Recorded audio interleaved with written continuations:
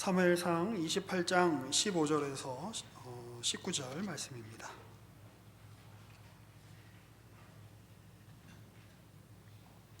봉독하겠습니다.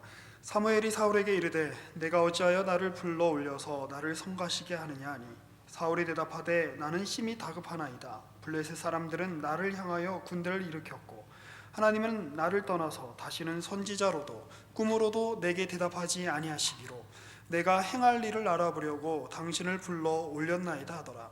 사무엘이 이르되 여호와께서 너를 떠나 내 대적이 되셨거늘 내가 어찌하여 내게 묻느냐. 여호와께서 나를 통하여 말씀하신 대로 내게 행하사 나라를 내 손에서 떼어 내 이웃 다윗에게 주셨느니라.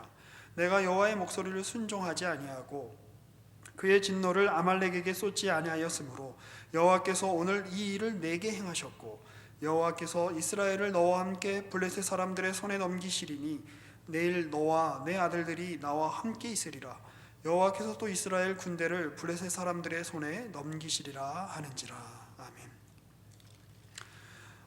이제 우린 드디어 그 사울이 이제 하나님에 의해서 이스라엘의 첫 번째 왕으로 이렇게 세워졌지만 그가 하나님의 뜻을 쫓지 않고 그 자기의 이렇게 보기에 선한 대로 이렇게 행동을 하다가 결국 하나님의 영이 그를 떠나시고 또 그가 이제 어떻게 이렇게 망하게 되는가라고 하는 것을 이제 보게 되는 이제 그 시점에 이제 와 있습니다. 지금 이제 블레셋 사람들이 이렇게 엄청나게 이제 또 이렇게 쳐들어온 상황입니다. 근데 이제 사울은 이제 불안에 떨었던 것 같습니다. 여기 우리가 읽었던 말씀처럼 이제 하나님이 어떤 식으로든 지금 자기 자신에게 말씀하지 않으신다는 걸 이제 알았기 때문입니다. 또 그 사무엘이 또 이제 죽지 않았습니까? 그 이전에는 비록 사무엘의 말을 제대로 듣지는 않았지만, 야 그래도 사무엘이 우리 가운데 있으니까 내가 어떤 위험이 생겼을 때, 우리 공동체가 어떤 위험이 생겼을 때 사무엘이 하나님의 말씀을 전해주는 선지자이므로 그에게 이제 어떤 의견을 물어보았으면 됐는데 이제 그 음성이 들리지 않습니다. 그러니까 이제 사울이 이제 이스라엘 왕으로서는 절대 하지 말아야 되는 이제 어떤 행동을 하는 겁니다. 3절을 한번 보시죠. 28장 3절. 사무엘이 죽었으므로 온 이스라엘이 그를 두고 슬피 울며 그의 고향 라마에 장사하였고, 이 사무엘이 지금 죽은 사건과 사울은 신접한 사자와 박수를 그 땅에서 쫓아내었더라.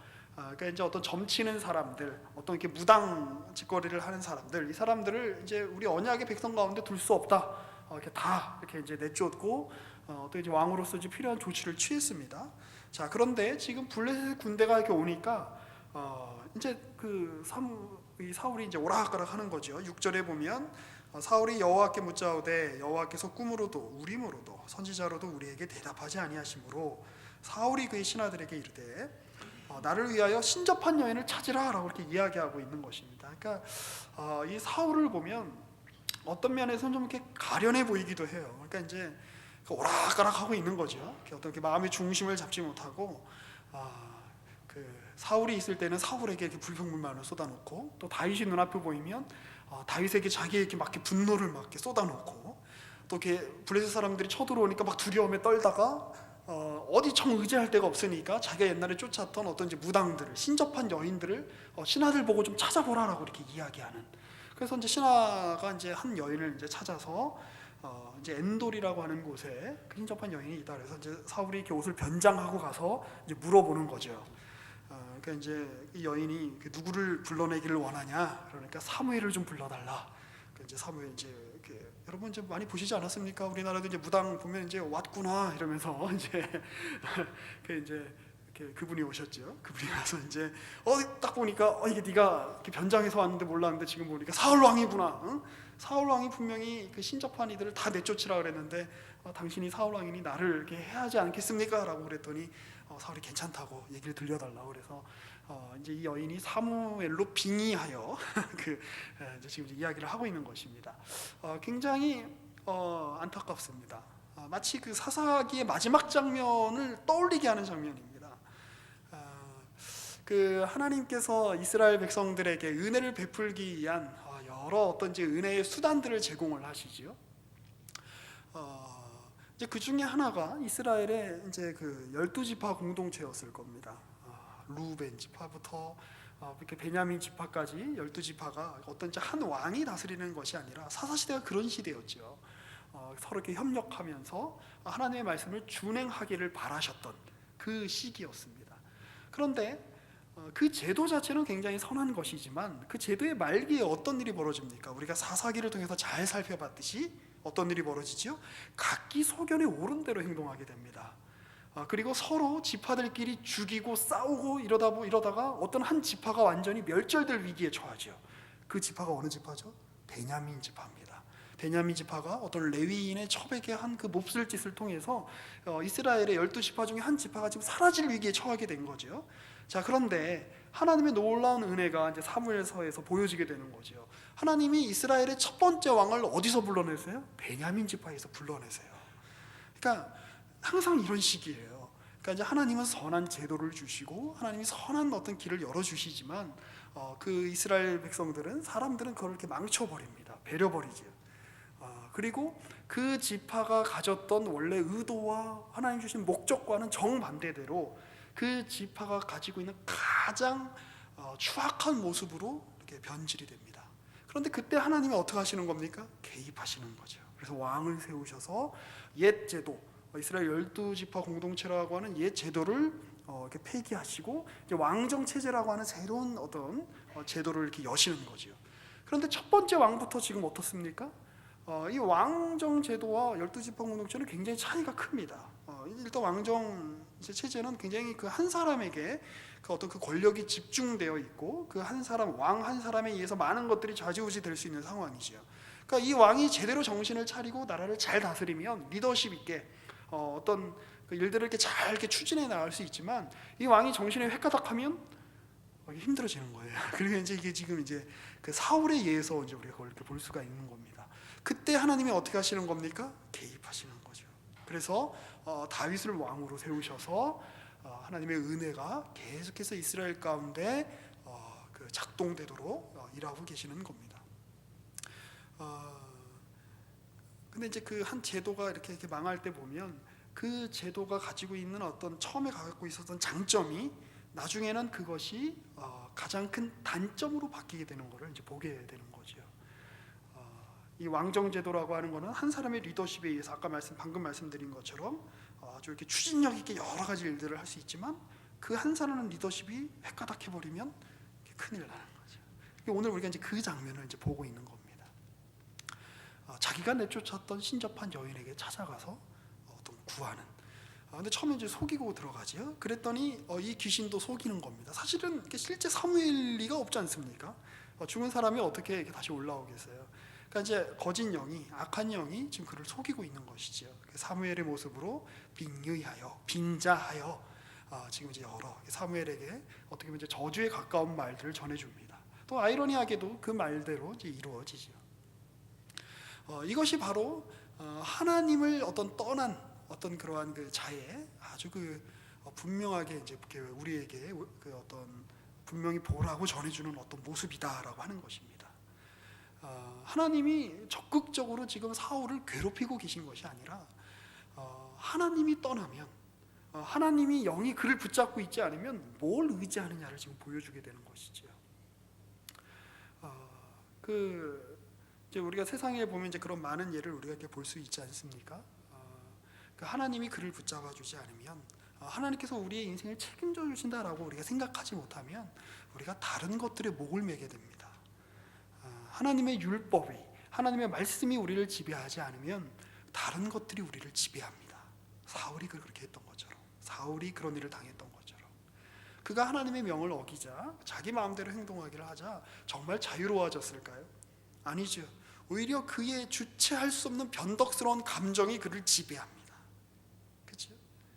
하나님이 그를 떠나자 그가 정말 자유롭게 모든 것들을 다 결정할 수 있게 되었을까요? 아니죠.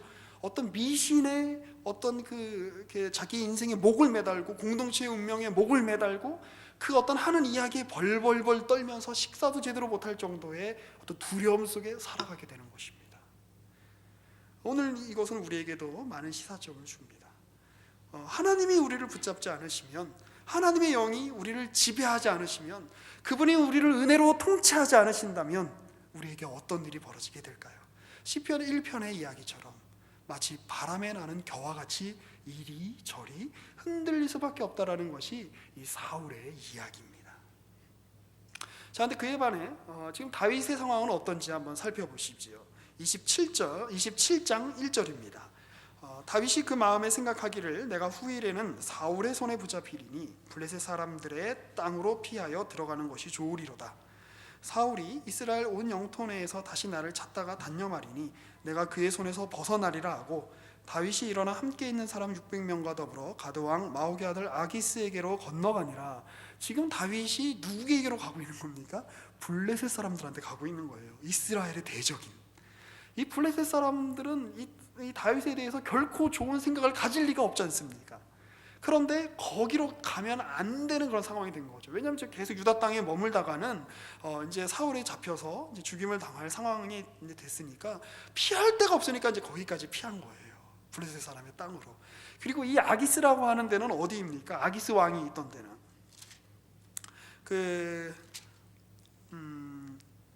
21장 이제 그 10절부터 이렇게 보면 그날에 다윗이 사울을 두려워하여 일어나 도망하여 어디로 갑니까? 가드왕 아기스에게 갑니다.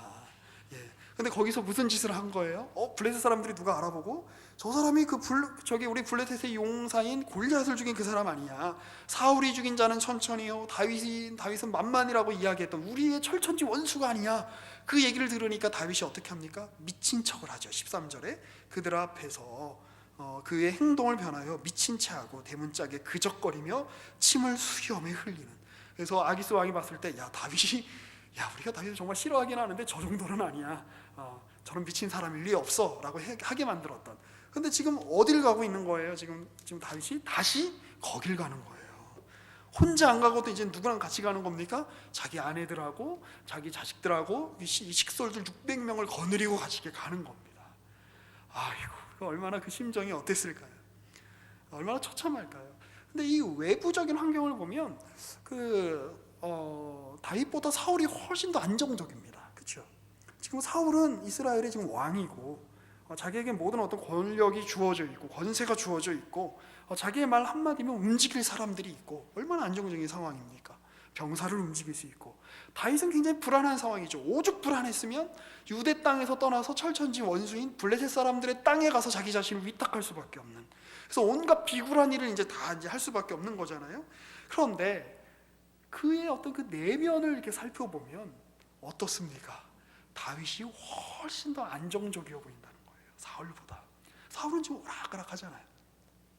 자, 그런데 그 안정적인 것의 힘은 어디에서 기인하는 걸까요?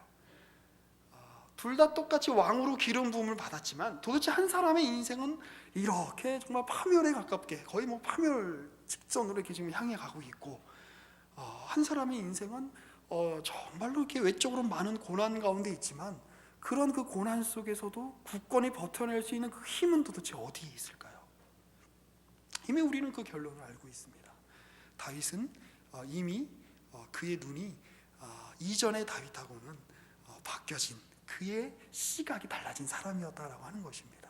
우리가 지난 2주에 걸쳐서 서정걸 목사님, 강선 목사님 걸쳐서 이제 말씀해 주신 바에 의하면 사실 이 사건이 굉장히 중요한 사건이었던 거죠.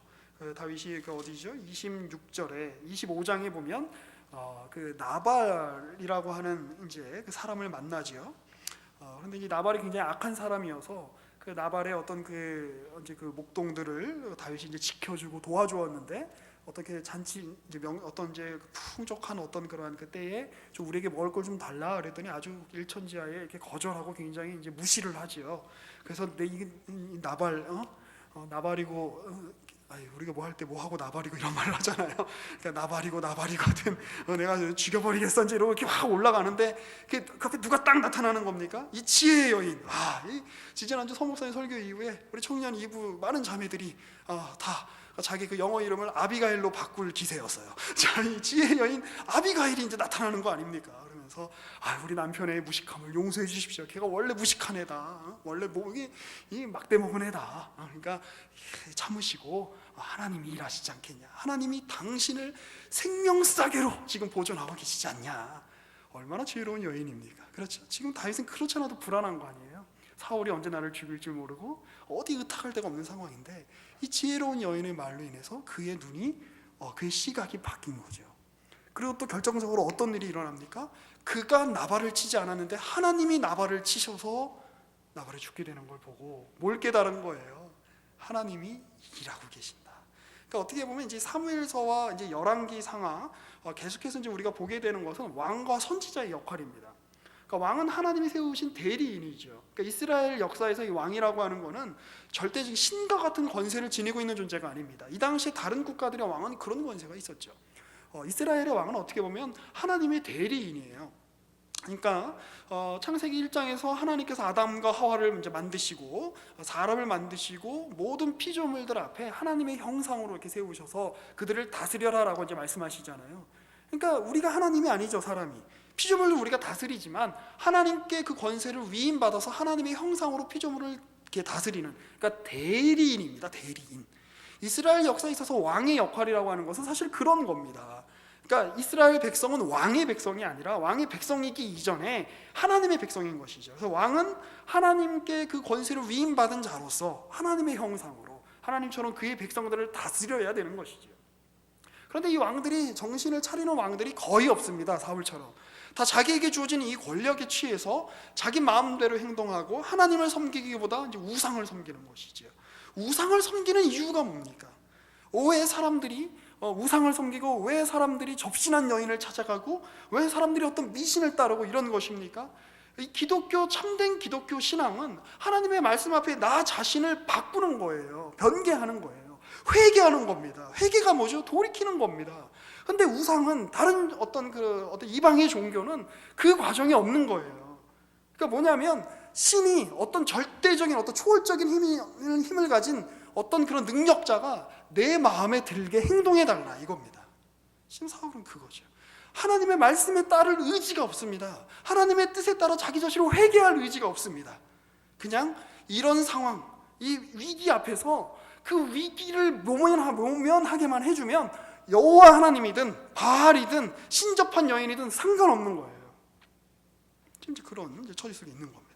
근데 그렇게 왕들이 정신을 못 차릴 때마다 사실 다윗도 그럴 뻔했습니다. 다윗도 지금 자기가 지금 손에 쥐고 있는 어떤 그 자기와 함께하는 무리들이 있었잖아요. 비록 피신 생활 중이지만, 그래서 나발 정도는 나발이고 하면서 그냥 확 죽일 수 있었습니다. 그런데 그렇게 자기의 손에 있는 그 권력에 취해서 어떤 그 부당한 일을 저지르기 직전에 누가 앞에 이렇게 서 있는 겁니까? 아비가일이 와서 어떻게 보면 하나님의 말씀을 전해준 거죠. 그런 식으로 또 이렇게 이제 이후에 보면 다윗이 바세바와의 어떤 잘못된 어떤 그 동심 사건 이후에 누가 와서 다윗을 지적합니까? 나단 선지자가 와서 이렇게 다윗을 지적하죠. 그러니까 이 선지자의 역할은 뭐냐면 대리인으로 선 이 왕이 하나님의 말씀대로 제대로 이렇게 살지 못하고 이렇게 정신을 못 차릴 때에 하나님의 말씀을 이렇게 전해주는 사람인 겁니다. 지금 다윗은 이제 그 이야기를 들은 거예요.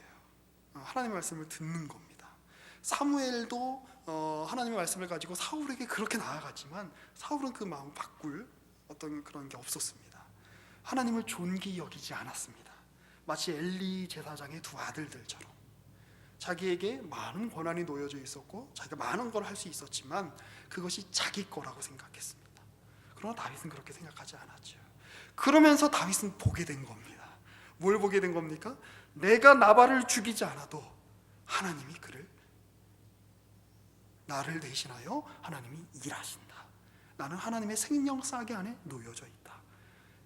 지금 객관적인 상황은 다윗이 사울보다 훨씬 불리합니다. 자, 그런데 지금 다윗은 어떻게 하고 있는 겁니까? 블레셋에 지금 자기 자신을 적에게 위탁하고 아무도 지금 자기를 돌봐줄 사람이 없고 여기서 이제 말 한마디 잘못하거나 뭐 하나 꼬투리 하나 잡히면 그냥 끝나는 거예요. 왜냐하면 아기스 왕은 다윗 같은 유능한 장수가 자기 밑에 들어오니까 얼마나 좋겠어요. 나는 관대하다 이러면서 네가 전에 나의 원수였지만 내가 이런 원수를 쓸 정도로 나는 관대함이야, 이런 어떤 자기의 어떤 리더십을 이렇게 보여줄 만한 어떤 그런 기회잖아요. 근데 그 밑에 있는 신하들은 얼마나 눈에 가시겠어요. 저 우리의 원수. 그러니까 뭐 하나만 딱 잡히면 그냥 죽여버리는 거죠. 얼마나 가시밭 그 위를 걷는 기분이었겠습니까? 그런데 왜 그의 멘탈은 사울처럼 멘붕하지 않고 어떻게 버텨낼 수 있었을까요? 그걸 본 거예요. 그걸 하나님이 일하신다. 그래서 어떤 일을 합니까? 계속 한번 보시죠. 우리 사무엘상 27장으로 와보시죠. 7절에 보면 다윗이 블레셋 사람들의 지방에 산 날수는 1년 4개월이었는데요. 그 어떻게 보면 이때만 이제 사울의 어떤 추격을 피해서 이제 좀 약간 숨을 돌릴 수 있는 거죠. 무슨 일을 하냐면 놀랍습니다. 8절 다윗과 그의 사람들이 올라가서 그술 사람과 기르스 사람과 아말렉 사람을 침노하는데, 이 아말렉은 누구입니까? 전통적인 이스라엘의 대적 중의 대적입니다. 그러니까 이제 블레셋의 어떤 그 도시에 가서 아기스 밑에 가서 가드에 가서 그의 보호를 받고 거기에 이제 가족들이 이렇게 있는 거죠. 그리고 이제 자기 이제 뭐 나중에는 이제 뭐 이렇게 땅을 이제 시글락을 이제 받기도 합니다만, 어쨌든 그의 블레셋 왕의 어떤 게 보호 속에 있으면서 무슨 일을 하는 거예요? 이스라엘 남방 지역에 있는 이스라엘의 대적들을 치는 겁니다. 그리고 이제 소유물은 취하고 거기 있는 사람들을 다 진멸하죠. 왜 진멸합니까? 다윗이 무슨 일을 했는지 아기스 왕에게 이야기하지 못하게 하기 위해서. 지금 다윗은 무슨 일을 하고 있는 거예요? 이스라엘의 대적들을 정리하고 있는 거예요. 숙청하고 있는 거죠. 그러면서 나중에 향후 이스라엘이 앞으로 이렇게 더 이렇게 좀 발전할 수 있도록 그 길을 지금 도모하고 있는 겁니다. 블레셋의 수중에서. 그래서 블레셋의 왕한테는 이렇게 이야기하는 거죠. 내가 유대 지역에 가서 싸움을 싸우고 왔다. 그러니까 이 블레셋 왕은 뭐라고 생각하겠습니까? 얘가 지금 블레셋에 오더니 그리고 사울 왕과 분명히 관계가 좋지 않으니 나를 대신하여 유대인들을 비롯하여 이제 유대인들과 이렇게 싸우고 있구나. 얼마나 내게 큰 힘인가라고 하며 어떻게 보면 이제 아기스 왕을 이제 속이게 된 거죠. 그러나 다윗은 그 아기스 왕의 보호 밑에서 이스라엘이 더 강하게 설 수 있도록 그 일들을 지금 이렇게 하고 있는 거예요. 다윗이 이렇게 할 수 있었던 이유는 뭐라고요? 내게 주어진 환경과 내게 주어진 상황이 너무나 비극적이고 처참한 환경일지라도 누가 지금 나에게 일을 하고 계신다고요? 하나님이 일하고 계신다라고 하는 것을 알았기 때문입니다. 여러분, 언제나 우리 존재는 위태롭습니다.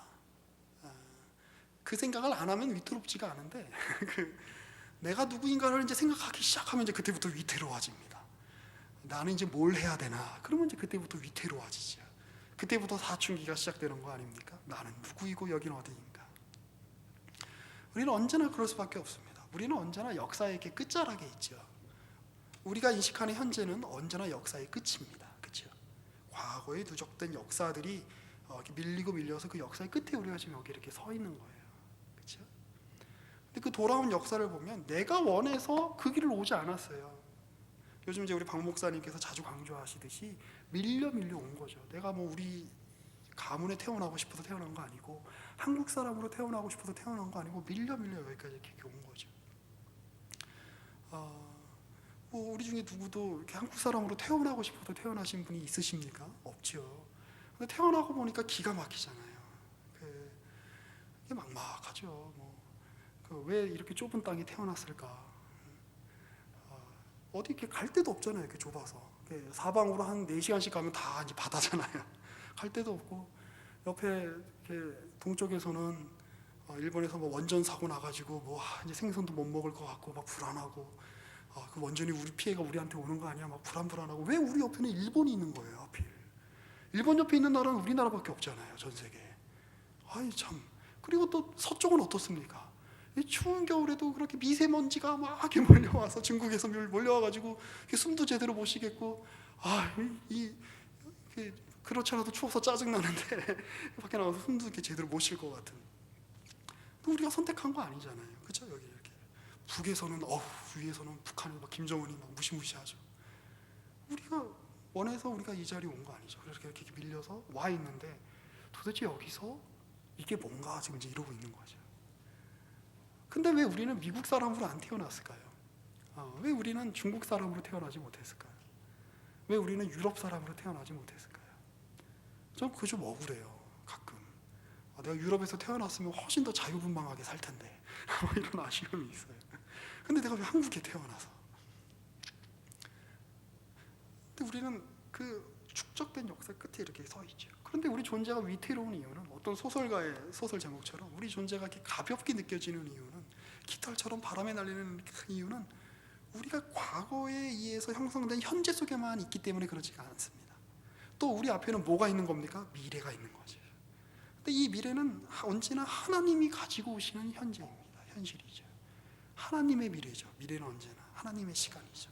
그러니까 이 과거의 어떤 그 시간과 이 미래의 시간이 지금 충돌하는 그 시점에 우리가 지금 여기 이렇게 서 있습니다. 그래서 우리는 언제나 이렇게 위태롭습니다. 난류와 한류가 만나면 이렇게 막 소용돌이가 복잡하듯이, 난기류와 한기류가 만나면 거기서 이렇게 막 기상에 막 그냥 온갖 악천후가 다 일어나듯이 우리가 그래서 불안한 겁니다. 그런데 바꾸어 생각해 보면 우리가 그렇게 불안하고 위태로운 이유는 하나님이 가지고 오시는 미래에 대한 소망이 있기 때문입니다. 우리가 사는 세계가 지금 내 현실이 이게 다야라고 생각한다면 우리는 절대 위태로울 일이 없습니다. 그냥 현실 속에서 이렇게 살면 되니까. 그냥 엄마 아빠가 주는 밥 먹고 그냥 평생 이렇게 살면 되니까. 그런데 내게 어떤 소망이 있으니까 결혼해서 아이를 가져봐야겠다, 아니면 내가 누군가를 사랑해서 결혼을 해야겠다는 소망이 있으니까 이 현실이 위태로운 거죠. 그렇지 않습니까? 그냥 내가 지금 이 솔로인 상황이 계속해서 천년만년 펼쳐질 거야, 그냥 이대로 살아도 괜찮아 라고 우리가 자포자기하는 심정으로 살아가면 이제 크리스마스가 며칠 안 남은 게 그렇게 그렇게 대수가 아니에요. 그런데 이제 소망이 있으니까 우리가 이렇게 지금 어려운 거 아닙니까? 이번 크리스마스도 이 소망이 이루어지지 않고 지나가는 것인가? 그래서 이 내가 지금 처해온 이 현실과 내가 이렇게 갖고 있는 이 소망이 이렇게 맞부딪혀가지고 여기서 이게 위태위태하고 막 바람에 막 깃털이 날리듯이 지금 여기서 지금 막 불안불안하고 이런 겁니다. 자, 그런데 오늘 성경이 우리 가운데 물어보고 있는 건 그거죠. 그렇게 우리가 불안불안할 때, 위태위태할 때 너희는 누굴 찾아가냐 이겁니다. 너희는 누구를 의지하냐? 너희는 그 상황에서 뭘 보냐? 지금 사울은 뭘 보는 거예요? 자기의 욕망, 자기의 욕심, 지금 내 만족을 이루어질 그 어떤 것, 지금 현실의 어떤 단지 현실의 위기만 넘어갈 수 있으면 다행, 그것만 보는 거죠. 근데 다윗은 어떤 것입니까? 하나님이 일하신다를 보는 겁니다. 이 불안한 현실 속에서 여러분 누구를 의지하시겠습니까? 이 막막한 상황 속에서 여러분 우리가 누구를 의지해야겠습니까? 성경은 끊임없이 우리에게 알려주는 것입니다. 우리가 의지할 분은 하나님밖에 안 계시다. 그러면 지금 우리에 있는 처지가 마치 블레셋에게, 적에게 자기 자신을 위탁하는 것처럼, 다윗이 위탁하는 것처럼 말도 안 되는 상황 가운데 있지만 하나님이 그 시간들을 거쳐서 하나님이 일하신다라고 하는 그 소망의 내용을 우리가 품게 되고 우리의 삶으로 가지게 되는 것입니다. 하나님은 그런 분이십니다. 이스라엘 사람들이 처음에 이제 야곱으로 이제 시작을 하는 거죠. 아브라함, 이삭, 야곱. 야곱에게 이제 식솔들이 70명이 있었습니다. 70여 명이 있었는데 온 땅에 기근이 나서 다 죽게 되었죠. 그런데 그때 누가 있었습니까? 애굽 땅에 죽은 줄 알았던 요셉이 있었던 거 아니에요. 그래서 하나님이 이스라엘 사람들을 애굽으로 이렇게 보내주십니다. 그런데 애굽에 사는 430년 동안 무슨 일이 일어납니까? 애굽 땅이 그들을 삼키려고 하죠. 바로가 그들을 삼켜서 아주 그냥 존재 자체가 사라지게 만들어 버릴 위기에 처하죠. 이스라엘 사람들이 점점 많아지니까 애를 낳아서 남자애는 다 죽여라 라고 하는 그런 끔찍한 명령을 내리지 않습니까? 그런데 하나님이 거기서 이스라엘 백성들을 끄집어내셨는데, 기근으로 죽을 줄 알았던 이스라엘 백성들, 사라질 줄 알았던 이스라엘 백성들이 애굽이라고 하는 그 무시무시한 어떤 그런 그 웅덩이, 그 수렁 속에 들어갔는데, 들어갔다가 삼켜져서 나왔더니 몇 명이 된 거예요? 남자만 60만이 된 거 아닙니까? 이스라엘 백성들이 다 끝난 줄 알았어요. 이제 그 왕정 시대를 이렇게 다 지나가면 이 왕들이 끝까지 정신을 못 차리고, 이스라엘 백성은 정신을 못 차리고 결국에는 바벨론에 의해서 멸망당할 수밖에 없는 지점까지 가죠. 그래서 이스라엘 백성들이 바벨론으로 포로로 잡혀가죠. 끝난 줄 알았어요. 바벨론의 그 무시무시한 그 세계 앞에서 이제 우리는 끝났구나, 사망이 우리를 삼키는구나. 근데 거기서 무슨 일이 일어납니까?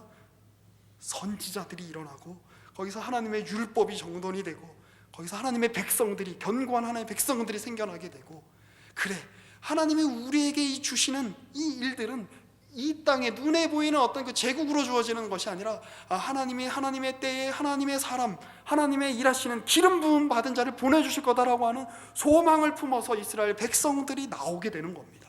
그리고 이스라엘 백성들이 어떤 본국이 멸망을 하고 바빌론으로 포로로 잡혀갔기 때문에 이스라엘 백성들이 온 세계에 퍼지게 된 거예요. 그리고 그 퍼진 이스라엘 백성들이 거기서 뭘 만듭니까? 회당을 짓지요. 회당을 지어서 성전이 사라졌으니까, 성전이 파괴됐으니까 회당을 짓고 거기서 뭘 읽습니까? 율법을 보지요. 그러면서 누구를 기대하는 겁니까? 성경에서 율법에서 지시하는 그리스도를, 예수 그리스도를 기대하게 되는 겁니다. 그리고 그 열매가 언제 맺혀지게 되는 거예요? 바울의 때에 그 열매가 맺혀지는 거죠. 바울이 이방인 지역에 가서 선교할 때 어떻게 선교합니까? 그냥 아무 데나 가서 하지 않잖아요. 이방인 지역에 가면 유대인들이 세우는 회당이 있는 거예요. 그 회당에 가서 율법 말씀을 읽고 이 율법에서 지시한 이가 바로 예수 그리스도다, 나사렛 예수 그리스도다라고 증언을 하게 되고, 그리고 그들 중에 많은 이들이 예수께로 돌아오게 되는 일들이 일어나게 되는 겁니다. 그런데 이 이방 지역에 세워졌던, 알렉산드리아에, 로마에 이렇게 세워졌던 이 수많은 회당들은 만약에 이스라엘이 멸망당하지 않았다면, 바벨론에 의해서 멸망당하지 않았다면 그 일들은 이루어지지 않았을 거라는 겁니다. 하나님이 우리를 마치 사망인 현실 가운데 몰고 가실 때가 있습니다. 옆에 있는 내 친구는 마치 사울 왕처럼 모든 것을 다 가진 사람인 것처럼 보여요. 그런데 나는 하나님의 백성이라는데 마치 지금 광야에서 헤매고 있는, 끊임없이 쫓김을 당하고 있는 그 다윗처럼 주어진 것도 하나도 없고, 내게 지금 손에 잡히는 것도 아무것도 없고, 여전히 지금 잠을 어떻게 자야 할지 모르는, 하룻밤도 평안히 잘 수 없는 그 위기의 상황 가운데 하나님이 우리를 몰아가실 때가 있습니다. 그런데 그 몰아가시는 그 몰아가심은, 그래서 내가 처하게 되는 그 사망과도 같은 현실은 우리 믿는 자들에게 사망으로 끝나는 것이 아니라, 하나님이 이스라엘 백성을 애굽이라고 하는 그 수렁 속에 집어넣어 넣으셨다가 몇 배로 뻥튀기 하신 거예요? 70명이 60만이 됐잖아. 그렇게 하나님이 열매 맺게 하신 것처럼 하나님이 예수 그리스도를 사흘 동안 땅 속에 하나님이 심으셨다가 부활의 영광으로 다시 그 열매로, 부활의 열매로, 첫 열매로 일으켜 세우셨던 것처럼 오늘 주님이 그 일을 우리에게서 행하고 계신다는 것입니다. 자, 히브리서 말씀 한번 볼까요?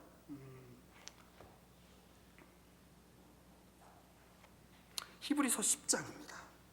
히브리서 10장 32절, 제 성경으로 신약성경 363페이지에 있습니다.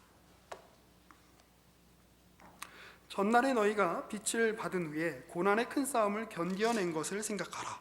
혹은 비방과 환난으로서 사람에게 구경거리가 되고, 혹은 이런 형편에 있는 자들과 사귀는 자가 되었으니, 너희가 갇힌 자를 동정하고 너희 소유를 빼앗기는 것도 기쁘게 당한 것은 더 낫고 영구한 소유가 있는 줄 알미라. 그러므로 너희 담대함을 버리지 말라. 이것이 큰 상을 얻게 하느니라. 너희에게 인내가 필요함은 너희가 하나님의 뜻을 행한 후에 약속하신 것을 받기 위함이라. 잠시 잠깐 후면 오실 이가 오시리니 지체하지 아니하시리라. 나의 의인은 믿음으로 말미암아 살리라.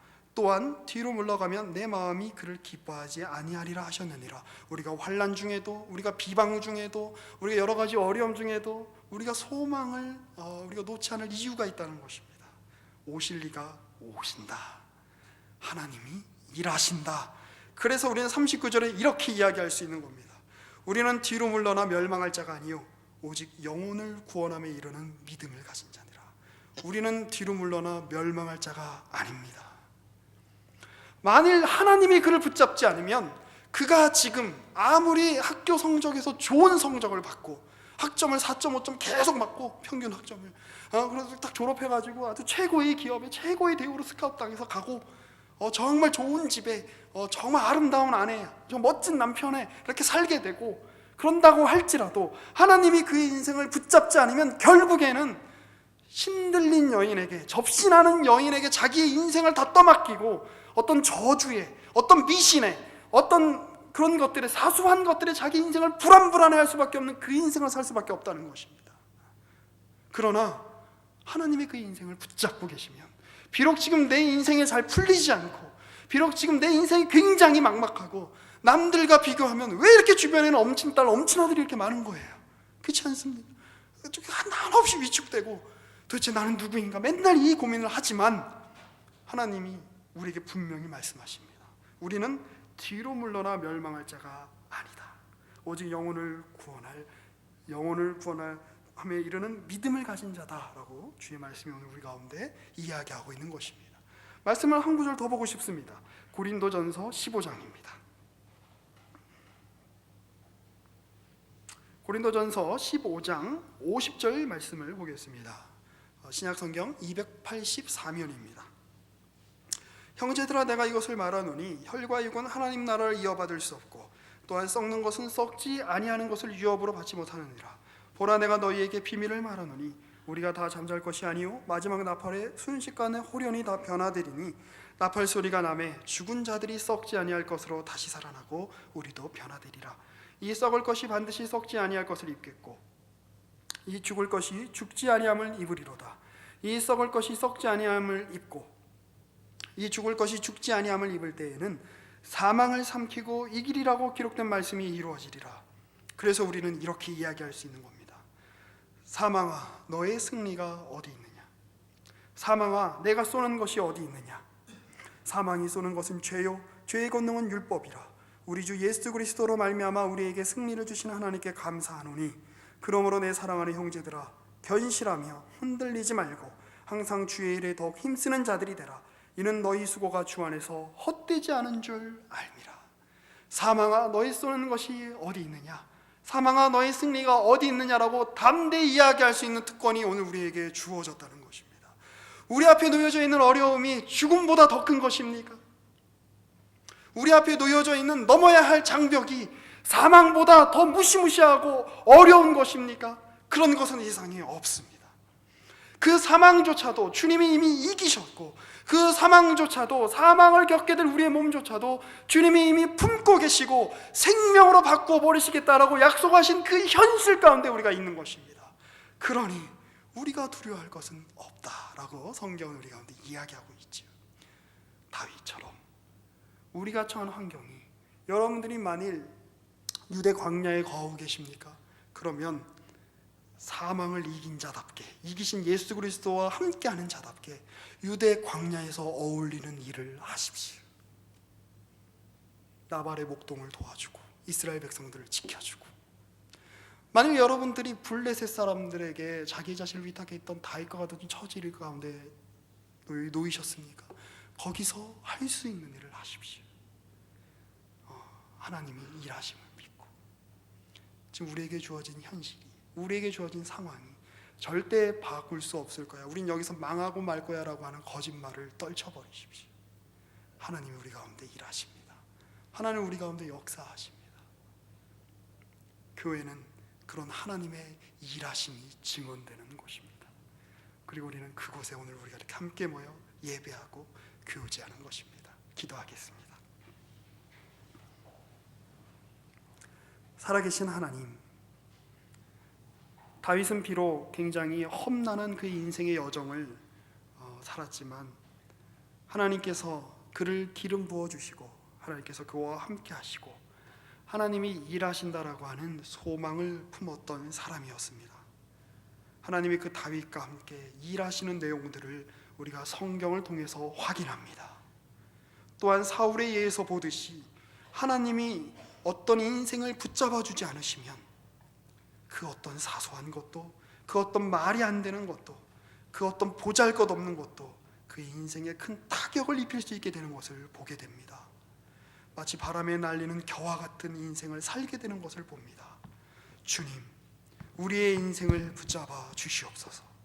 주님, 우리의 인생이 주께서 허락하신 그 은혜와 긍휼과 주의 말씀으로 굳건히 서게 하여 주시옵소서. 그래야 우리가 뒤로 물러나 침륜에 빠질 자들이 아니라 생명을 구원하는 믿음을 소유하고 있는 자들임을 다시 한번 기억하며, 주님께서 우리에게 허락하신 그 현실 속에 우리가 담담히 그 길을 걸어가며 우리가 담대하게 주님을 바라보며 우리에게 주어진 일에 최선을 다하며 살아갈 수 있도록 붙잡아 주시옵소서. 예수님의 이름으로 기도합니다. 아멘.